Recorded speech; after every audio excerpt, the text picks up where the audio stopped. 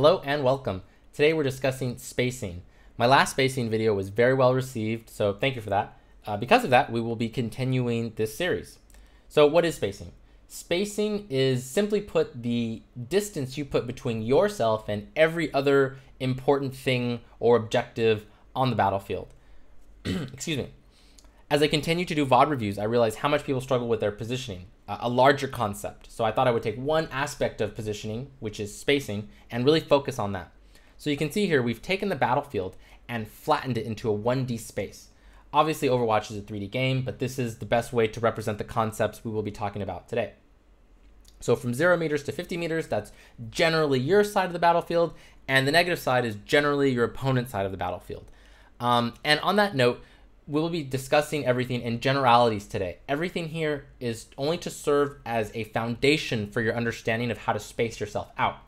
As you improve, as your understanding improves, you will bend and break these rules as you see fit. So again, generalities, break these rules as you see fit. Okay, let's talk about Ana. So with Ana, I want her to start her fights in this 30 meters to 50 meter range. Basically, the more the map allows you to space yourself out from your team, the better. So if the map allows you to go as far as 50 meters, go for it. In some cases, that won't be possible. You'll have to be a little bit tighter to your teammates, so you have to start in like this 30 meter range. Excuse me. I see far too many Anas that are, I feel like maybe they don't trust their aim when they're sniping.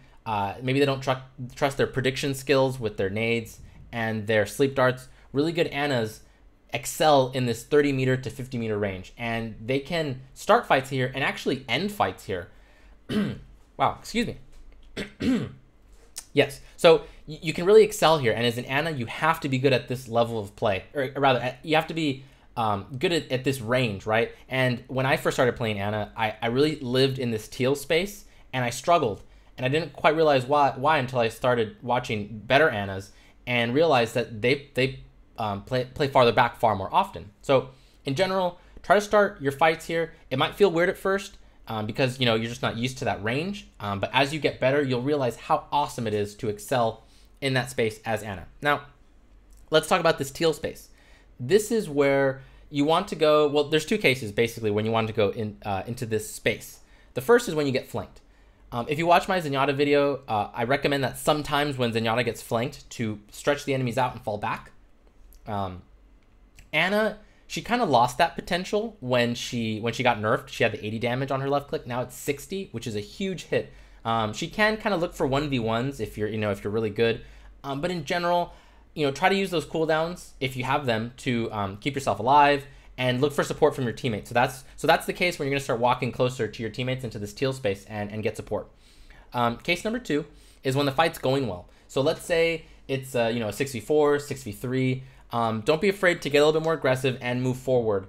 But again, sometimes it will be, like I said earlier, you can just start and end fights in this green space. But as time goes on, you'll learn to improve, and your understanding will improve, and you'll know when to stay there and when to go forward. Just one example off the top of my head to go forward would be like on a 2CP map where you're on offense and you're trying to claim point B, just to get the extra body onto the point, to get the respawn timers on the defense to go up more. Just one example. There are more. Okay, so now let's move on to Genji. Genji, very similar to Tracer. You'll notice it's just a little bit wider. Mainly that's just because of his left clicks. With Genji, same problem I see in my VODs as Tracer. Not nearly enough flanking and not enough deep flanking where you're getting like super behind your opponent, like -20, -30. And you're just trying to create two angles of attack, and you're trying to create a lot of pressure, draw resources towards you, and really pincer your opponents, right? You want to try to sandwich them. So the gist of it here is Genji, like Tracer, live wherever he wants. He can start fights on his side, on the flanks, deep behind his opponents. Use all of it. You want to be using all of it. Look to aim for like 50% or more on your opponent's side, right? To start fights. And then, same as Tracer, he lives here, right? Like Genji just goes wherever the fight goes. It's just kind of like, your DPS, right? The fight, the world is your oyster. You go where the fight goes, and there's not a whole lot to say here besides that. So the big takeaway here is please, please keep an open mind. Try to create more opportunities for you to start fights behind your opponents. A good example is, let's say you're like on street phase of Dorado, streets phase of Dorado, and you're on offense, and let's say your team just wiped. Take that time to get like super deep, like almost close to their spawn.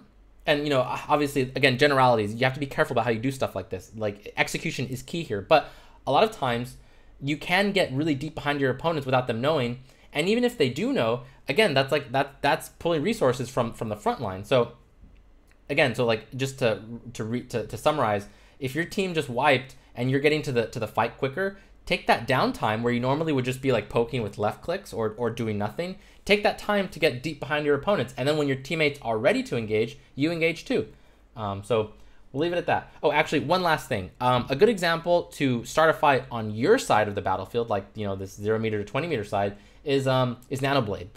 You know, a lot of people like to do that play where Genji swift strikes in the air, he gets Nano Boost, and then he Dragon Blades down. That's a valid reason to start a fight on your side to make that coordination easier. Cool. Let's move on to D.Va.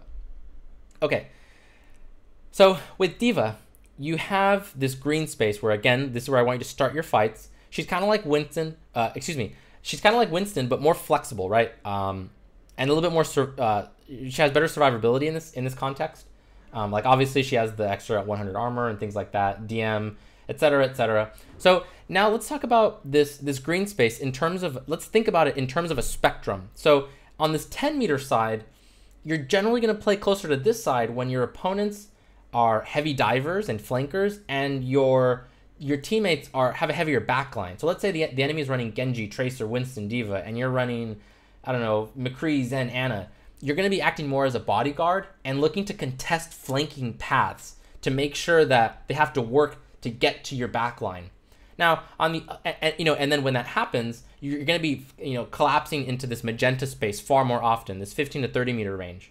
Okay, now let's talk about the other end of the spectrum, this negative 10 meter space. You're going to be going here when, let's say, your opponents are like a more backline heavy comp. Let's say they're running like Pharah, Soldier, Roadhog, things like that. Like, let's say they had all three of those. You almost certainly would be acting more as an aggressor and creating space for your team, trying to zone people off, things like that. So again, this is a spectrum, and based on what your teammates have, based on what your opponents have, you will have to play accordingly. One last thing, and again, that's specifically to start your fights. So let's move on to this teal space. Pretty straightforward. Most divas know how to rumble and fight. And in this space, you're going to be looking for barrages to DM, whole hogs to DM, tac visors, etc. In this teal space, I want divas to think more about like a divide and conquer style. Far too often, I'll see divas, they greed for kills and they chase people down for far too long, and sometimes they don't even get the kill. And even if they do, that might not have been the best use of their time. So, example, let's say you're trying to fight this soldier. Let's say his biotic field's down, and it's down. He's at like, I don't know, 40 health or something. He starts sprinting away, and you're like, man, like, I'm gonna have boosters soon. I can go and get this kill. Okay, maybe you could, but keep an open mind. You just zoned him out of the fight. Maybe your teammates really need a DM like badly, like behind you. So there will be times where you need to go and finish off those kills. But there will be times, and this is key because, again, based on the VODs that I've seen, people don't do this enough. When you're in a fight and you zone someone off, you got them out of the fight for at least the next, I don't know, 4 or 5 seconds, maybe longer. Yeah, don't be afraid to turn around and help your team out some more instead of, overextending for kills. And sometimes you'll overextend. Maybe that soldier gets help from like a Zen or an Ana. Oh, crap. And then you realize you're out of position, then you die, demeched, or maybe you get killed. And, again, it would have been better served helping out your teammates. So divide and conquer. When you zone someone off, sometimes that's all you have to do. Okay. Let's move on to Reinhardt. My favorite. I love, love, love Reinhardt. Okay. The key takeaway here is, I want to say, it's kind of a mixture of like caution and patience. The idea is that you want to use shield for as long as possible. One of the things I say about Reinhardt is that you can easily win a match as Reinhardt without using charge. Especially at the lower levels. So let's talk about this. Let's talk about this green space, again, where you want to start your fights. first thing I want to note is that, and this is a mistake I make sometimes too. I'll push out as Reinhardt with my shield, la la la la, and then I realize once my shield's down to like 1,000, that no one's behind me, or like my team wasn't ready, people were still getting in position to flank, and I realized, oh crud, like now would be a good time to have 2,000 hit points on my shield, and I don't have it. So please be careful and be mindful of where your team is. Make sure that they're ready before you start pushing out. And then as a corollary, for all you DPS players out there, please follow up on your Reinhardt. Okay. Now, the key with this green space is you want to move forward as Reinhardt with your shield as much as possible, and you want to use line of sight when possible, like to block line of sight from your opponents. But, you know, obviously as Reinhardt, unlike D.Va and, well, I guess kind of like D.Va, but unlike Winston, you know, he actually can move forward with his shield, and it's a really meaty shield. So you have that ability to walk this like 10 to negative 10 meter space. Like you actually can walk that. And in some cases you'll want to use that technique where you put down your shield, you jump, you put up your shield, and then when you land, you put it down again, and then you rinse and repeat. Sometimes you want to do that, sometimes you don't.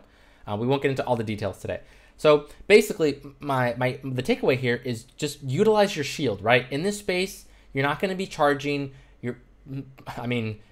Like 99% of the time, you're not going to be charging in this space. You might be fire striking, but if you do, make sure you're using corners to your advantage to do that, right? Like use the environment to get fire strikes because it has a long animation. And then you just really rely on that shield. And then sometimes you'll want to get out the occasional swing, especially if your opponents have a shield, a Reinhardt. But in general, this green space, when you think this green space, when you're starting to fight, I want you to be thinking shield.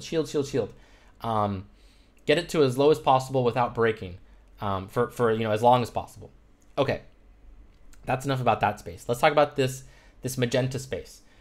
This space, this 10 to 15 meter space. This is where you're going to be using, well, actually, there's two cases that you have to look out for, generally speaking. One is the case where you have to use your shield. So let's say you got dove, your backline got dove by like a Winston. And let's say that your opponents have a pretty heavy backline. So there's a Winston behind you, wrecking havoc. There's a Zenyatta, an Ana, maybe a Soldier, and a McCree. So, very heavy backline and the Winston behind you. In this case, you want to use your shield. You want to zone off any incoming damage and any incoming support that Winston might get. So basically, you're trying to zone off support and cut off resources for that Winston. That way your team can collapse on him. Again, we're speaking in generalities here. Now, then there are times. Well, and actually, let me just backtrack for a second. So yeah, so you're trying to cut off resources, and also let's say you wanted to turn around and start swinging. Okay, well now you're more likely to get discorded, slept, helix rocket, hooked, whatever the case may be. Basically, you're gonna take damage, and you probably will melt when that happens. So just to kind of solidify that thought. Shield. Now let's go to the other extreme. Let's say their team, the opponent's team, very light backline. Let's say they're really heavy on like the Genji, the Tracer, the D.Va, the Winston. In a case like this, and like a Lucio, feel free to turn around and start swinging, right? You want to start fighting. And again, similar to D.Va, this is a spectrum, right? Like shield or swing, most of the time the answer won't be clear. It's gonna be you're gonna have to do some calculations in your head and figure out, okay, do I need to be zoning, or do I need to be swinging and doing damage? So with time, it'll come. But if you think in those terms, shield and swing, I think that'll help you. It'll give you a structure in your mind to kind of make these hard decisions. Okay, enough about the magenta space. Now let's talk about this teal space. So ideally, the fight's going well. You move forward, you create a lot of space for your team. Your shield's probably low. This is probably when the fight is, by this point, it might have devolved into like a 4v4, maybe a 3v3. And this is where you want to start looking for tons of fire strikes, earth shatters, hammer swings, and even charges. So let's talk about charges.